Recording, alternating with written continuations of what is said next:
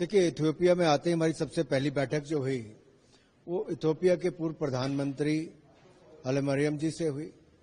यहाँ के पार्लियामेंट के स्पीकर और बहुत सारे सांसदों के साथ हुई। फिर डिप्टी लीडर जो प्रॉस्पेरिटी पार्टी के उनके और उनके सांसदों के साथ, और हमारी अफ्रीकन यूनियन के बहुत सारे मेंबर्स के साथ बैठक हुई।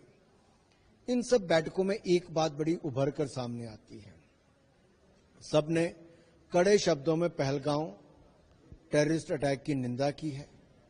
सबने अपनी संवेदनाएं भारत के लोगों के प्रति प्रकट की हैं और सबने सॉलिडेरिटी के साथ, एकजुटता के साथ जीरो टॉलरेंस अगेंस्ट टेररिज्म इसके खिलाफ खड़ा होने की बात कही।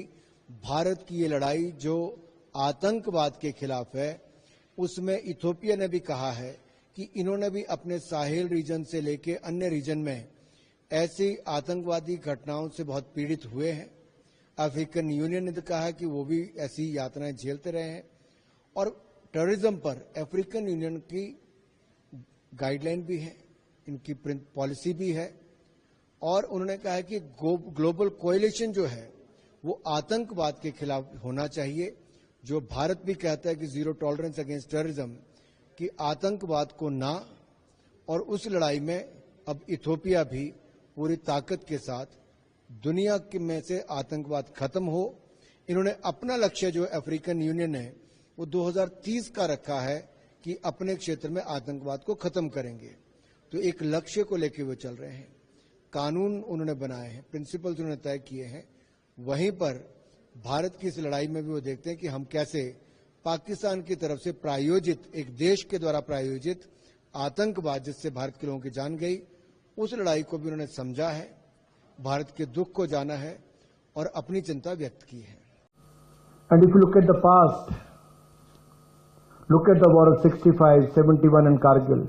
65 का युद्ध हो, 71 का युद्ध हो, कारगिल की लड़ाई हो, जहां सीधी सीधी लड़ाई हुई, भारत ने पाकिस्तान को धूल चटाई है, हर बार धूल चटाई है। लेकिन उसको पता सीधे से लड़ नहीं पाएगा।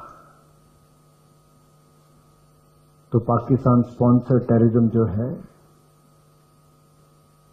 उन निहत्थे निर्दोष लोगों पर, इनोसेंट पीपल, उन पर इस तरह से अटैक करके जो टूरिस्ट बन के गए थे, छोटी छोटी बच्चियों के आगे, किसी पत्नी के सामने उसके पति को, बहन के सामने उसके भाई को सिर पे गोलियां मार के मार दिया गया।